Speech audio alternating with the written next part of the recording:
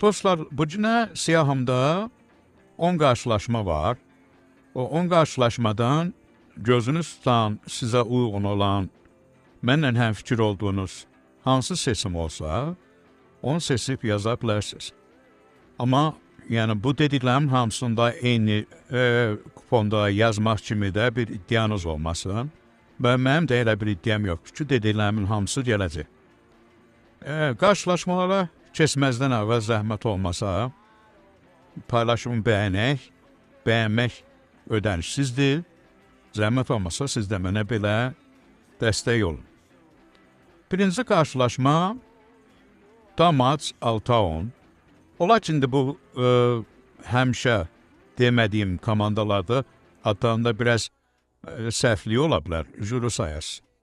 Burada Səfərin 1-5-dür, Səfərin qələbəsi çıxır. Sonra El-Qadsiya Neom. Burada da evin qələbəsi, evin 1-5-dür. Fransa Milli Liqasından Koyvilli Conquernau belə bir komandadır. Orada da Səfərin qələbəsi çıxır.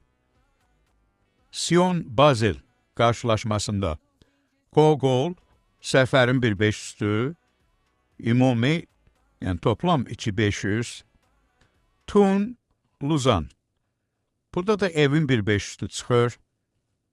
Sonra Den Bosch, Eindhoven. Burada maraqlı bir statistika var.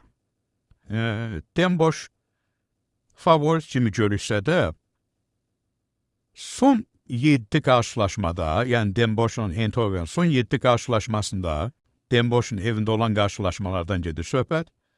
7 qarşılaşmada Den Bosch'un qələbəsi olmuyor. Yəni, nəzərə alın.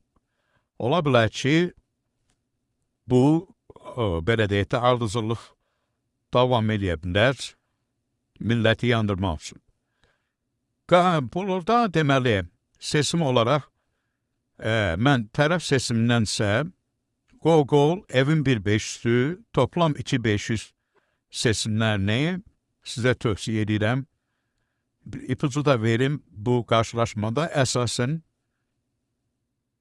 Gol seçiminə üstünlük verməyinizi tövsiyə edə bilərəm. Sonra Aarhus Midland qarşılaşması var. Burada da Gol, bir də Səfərin cüt şansı. X2 yəni.